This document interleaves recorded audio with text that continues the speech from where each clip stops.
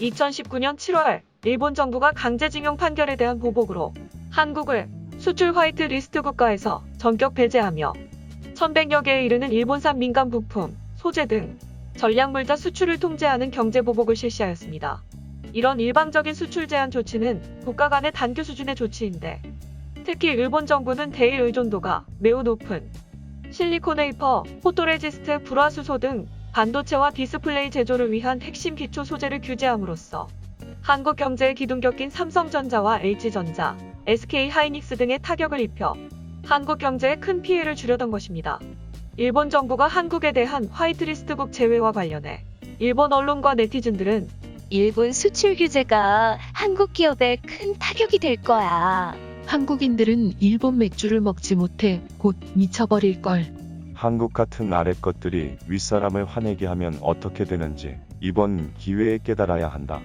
삼성을 비롯한 한국 기업들의 주가가 얼마나 떨어질지 진짜 궁금하다. 라는 반응을 보였습니다. 과연 일방적인 수출 규제가 시작된 지 2해가 지난 지금 일본 정부와 일본 언론의 예상대로 되었을까요? 한국 정부는 일본 정부의 백색 국가 제외 조치 조짐이 보이다 발빠르게 재계와 TF를 꾸리고 기업들의 피해를 최소화하기 위해 강력한 정부 지원을 실시하였습니다. 특히 대일 의존도가 높은 경제 체질을 근본적으로 바꾸기 위해 예산, 세제, 금융 등을 강력하게 지원하였는데요.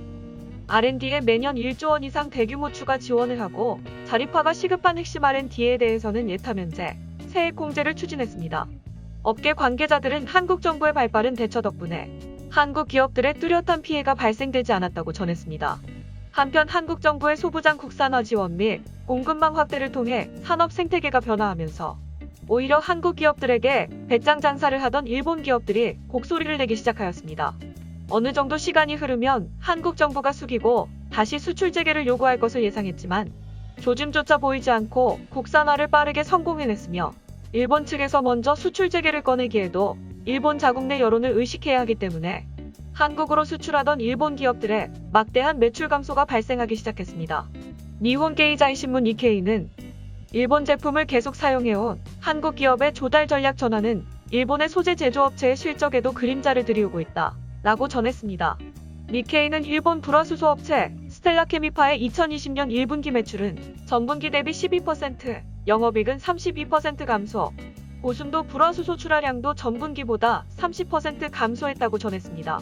스텔라케미파는 모리타화학과 함께 전 세계 불화수소 시장 70%를 차지하는 업체입니다.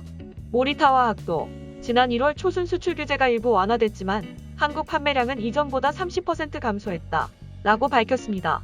유례없는 매출 감소의 일본 기업들은 자국 정부에게 한국에 대한 수출 규제를 풀고 수출 물량을 원상 복귀시켜달라고 요청하였지만 이 또한 쉽지 않을 것으로 보입니다.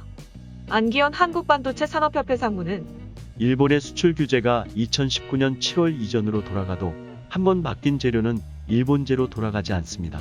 라고 말했는데요. 이처럼 누워서 침뱉기를 한 자국 정부의 헛발질 때문에 낙동강 오리알이 된 일본 기업들은 결국 울며 겨자 먹기로 자국의 규제를 피해 한국의 생산 공장을 신증설하여 현지 생산을 늘리는 방법을 모색하고 있습니다. 니혼 게이자이 신문에 따르면 포토레지스트 세계 점유율 1위 업체인 도쿄오카공업은 인천시 기존 공장에 수십억 엔을 투자해 포토레지스트 감광제 생산 능력을 2018년보다 2배로 늘렸으며 다이킨공업은 한국의 반도체 제조장치 업체와 합작회사를 설립하고 40억 엔 약 409억 원을 들여 반도체 제조용 가스를 생산하는 공장을 신설하였으며 쇼와 전공머티리얼즈도 2023년까지 200억 엔을 들여 한국과 대만에서 실리콘웨이퍼 연마제와 배선 기판재료 생산 설비를 증설하기로 하였습니다.